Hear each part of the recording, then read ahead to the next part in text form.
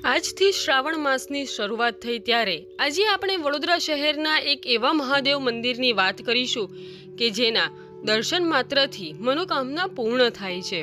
વડોદરા શહેરના વિશ્વામિત્રી નદીના કિનારે વર્ષો જૂનું પૌરાણિક શ્રી યવતેશ્વર મહાદેવ મંદિર આવેલું છે। હાલ અહીં ફણસે પરિવારની 7મી પેઢી મંદિરના સેવામાં લાગેલી છે તથા મંદિરમાં બિરાજમાન મહાદેવના દર્શન માત્રથી મનોકામના પૂર્ણ થતી હોય છે।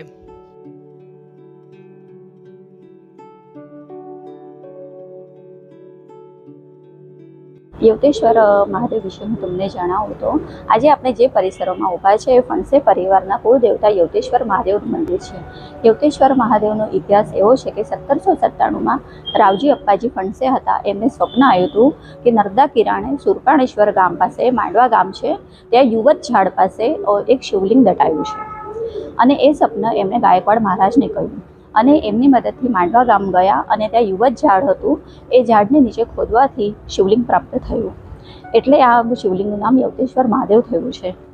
અને પછી ત્યાંથી ગાયકવાડ સરકાર અને રાવજી અપ્પાજી ફણસેના અથાગ પરિશ્રમથી એ શિવલિંગ અહીંયા લઈ આવવામાં આવ્યું અને વિશ્વામિત્રી નદીના કિનારે જે યવતેશ્વર ઘાટ છે ત્યાં આ મંદિરની સ્થાપના થઈ।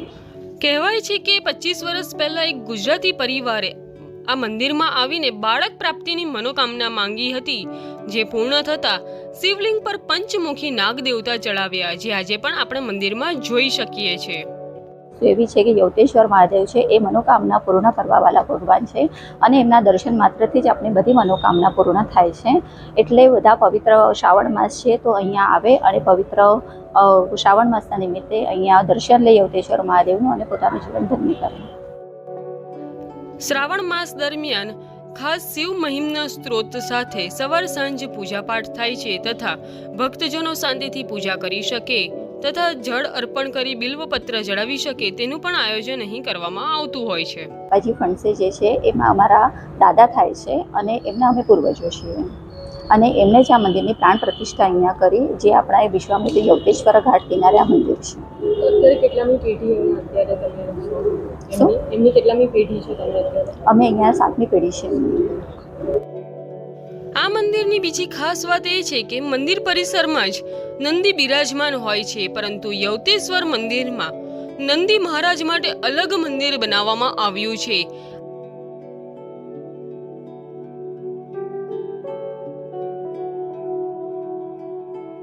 પહેલાંની આ વાત છે કે ગુજરાતી પરિવાર જે હતા એ અહીંયા દર્શને આવતા હતા અને એમને કેટલા વર્ષથી બાળક નહોતું થતું પણ યવતેશ્વર મહાદેવના દર્શનથી એમને ત્યાં બાળકની પ્રાપ્તિ થઈ અને આપણે જે મહાદેવજીના ઉપર જે પંચમુખી શિવ નાગ જે ચાંદીને જોઈ રહ્યા છે એ ગુજરાતી પરિવારે અહીંયા અર્પણ કરેલો છે અને એ નાગના લીધે આપણે યવતેશ્વર મહાદેવ મંદિરમાં જોઈને આપણને ખૂબ જ સરસ લાગે।